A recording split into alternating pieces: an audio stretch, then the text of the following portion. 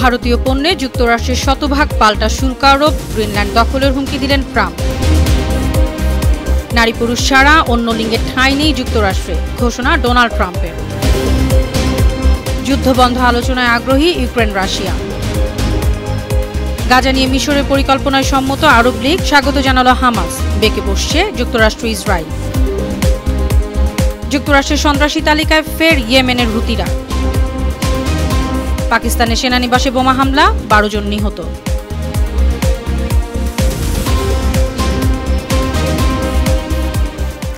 সুপ্রিয় দর্শক, উত্তর থেকে দক্ষিণ, পূর্ব থেকে পশ্চিম, বিশ্বজুড়ে প্রতিদিনের এমন বিভিন্ন খবর নিয়ে আমি অনন্যা চৈতি আছি আপনাদের সাথে। ভারত সহ বেশ কয়েকটি দেশের উপর পাল্টা শুল্ক আরোপের ঘোষণা দিয়েছেন মার্কিন প্রেসিডেন্ট ডোনাল্ড ট্রাম্প। আগামী 2 এপ্রিল থেকে এই শুল্ক আরোপ শুরু হবে। স্থানীয় সময় মঙ্গলবার রাতে মার্কিন কংগ্রেসের যৌথ অধিবেশনে ডোনাল্ড ট্রাম্প এই ঘোষণা দেন। বুধবার ভারতীয় সংবাদ মাধ্যম হিন্দুস্তান টাইমস এসব তথ্য জানায়। মার্কিন কংগ্রেসের যৌথ অধিবেশনে ট্রাম্প বলেন, দীর্ঘদিন ধরে অন্যান্য দেশ আমেরিকার উপর শুল্ক চাপাচ্ছে, এবার আমেরিকার পালা। ইউরোপীয় ইউনিয়ন, চীন, ব্রাজিল, ভারত এবং অন্যান্য দেশ তাদের উপর যত শুল্ক আরোপ করে তারা ঠিক তত শুল্ক আরোপ করবেন। ভারতের নাম উল্লেখ করে মার্কিন প্রেসিডেন্ট আরও বলেন, দেশটি আমেরিকার উপর 100% শুল্ক আরোপ করে, এই ব্যবস্থা আমেরিকার প্রতি ন্যায্য নয়। এদিকে মার্কিন প্রেসিডেন্ট ডোনাল্ড ট্রাম্প জানিয়েছেন, যে কোনো উপায়ে গ্রিনল্যান্ড দখল করবে যুক্তরাষ্ট্র। দ্বীপটি জাতীয় আন্তর্জাতিক নিরাপত্তার জন্য মার্কিন জনগণের প্রয়োজন। মঙ্গলবার মার্কিন কংগ্রেসের যৌথ অধিবেশনে তিনি এসব কথা বলেন। তুরস্কের বার্তা সংস্থা আনাদোলুর প্রতিবেদনে বলা হয়, ট্রাম্প জানিয়েছেন, বিশ্ব নিরাপত্তার জন্য দ্বীপটি আমেরিকার প্রয়োজন। ট্রাম্প মনে করেন তারা গ্রিনল্যান্ড অর্জন করতে পারবেন। বিশ্বের বৃহত্তম দ্বীপ গ্রিনল্যান্ড। দ্বীপটি 1979 সাল থেকে ডেনমার্কের একটি স্বায়ত্তশাসিত অঞ্চল। অন্যদিকে যুক্তরাষ্ট্রে ট্রান্সজেন্ডার নিয়ে স্পষ্ট বার্তা দিয়েছেন প্রেসিডেন্ট ডোনাল্ড ট্রাম্প। বলেছেন, মার্কিন যুক্তরাষ্ট্রে কেবলমাত্র 2 লিঙ্গের মানুষের ঠাঁই হবে, নারী এবং পুরুষ। নারী ও পুরুষ ছাড়া আর কোনো সর্বনাম ব্যবহার করা যাবে না। মঙ্গলবার রাতে মার্কিন কংগ্রেসের যৌথ অধিবেশনে ট্রাম্প এমন বার্তা দেন। বুধবার ভারতীয় সংবাদ মাধ্যম এনডিটিভির প্রতিবেদনে বলা হয়, মার্কিন প্রেসিডেন্ট বলেছেন তিনি একটি সরকারি নীতি তৈরি করেছেন। স্কুলগুলো থেকে জাতিতত্ত্বের বিষ মুছে ফেলা হয়েছে।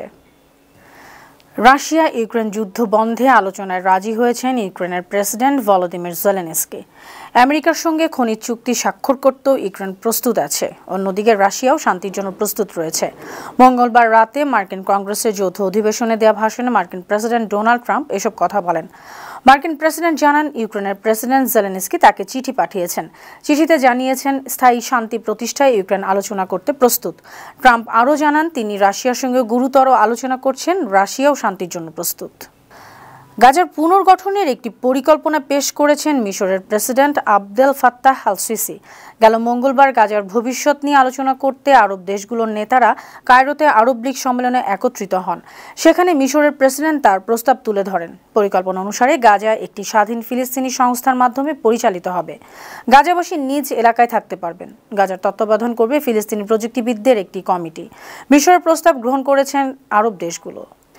গাজা পুনর্গঠনে মিশরের পরিকল্পনা স্বাগত জানিয়েছে ফিলিস্তিনের স্বাধীনতাকামী সশস্ত্র সংগঠন হামাস।